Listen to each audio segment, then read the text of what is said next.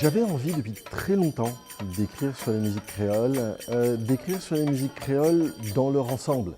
C'est-à-dire qu'il y a des livres sur la musique des Antilles françaises, il y a des livres sur le calypso, il y a des livres sur la musique brésilienne, il y a des livres sur la musique du sud des États-Unis, mais il y a eu très peu de tentatives pour embrasser d'un seul coup toutes les musiques créoles qui sont nées sur 3 continents pendant 3 siècles. Ce qui est quand même un des patrimoines musicaux les plus importants, les plus profus et les plus divers de l'humanité. Ce qui m'a peut-être déterminé, c'est des rencontres avec Édouard Glissant.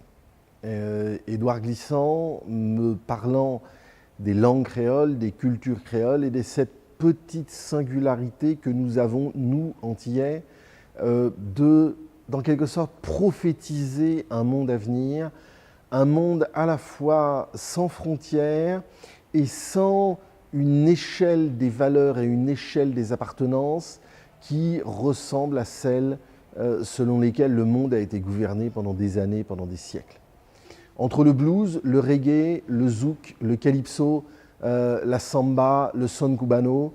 il y a plus que des proximités. Il y a quelque chose qui est une identité collective, et cette identité, c'est l'identité créole, qui est une identité qui n'est pas noire et blanche, c'est une identité qui n'est ni noire ni blanche.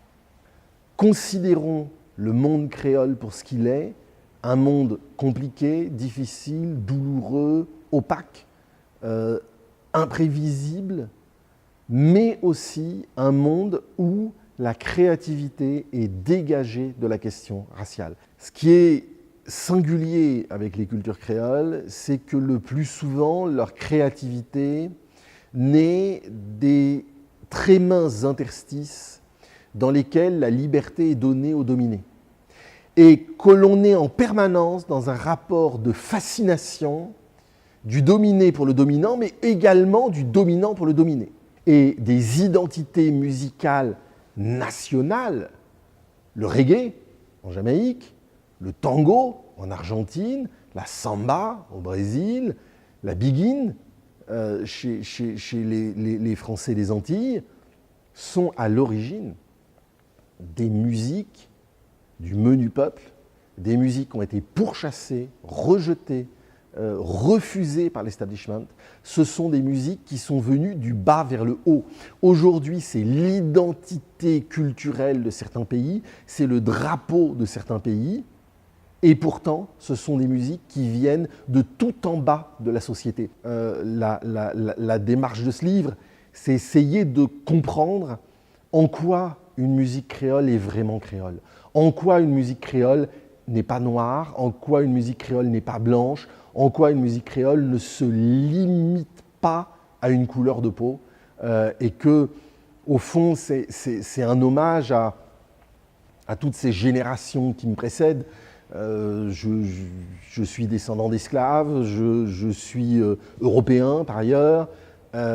et je sais qu'avant moi, il y a un nombre de générations incroyables qui ont vécu des souffrances que je n'ai pas envie de vivre, et qu'il faut de toute façon expliquer à quel point la race ne suffit pas à expliquer le monde, à quel point la race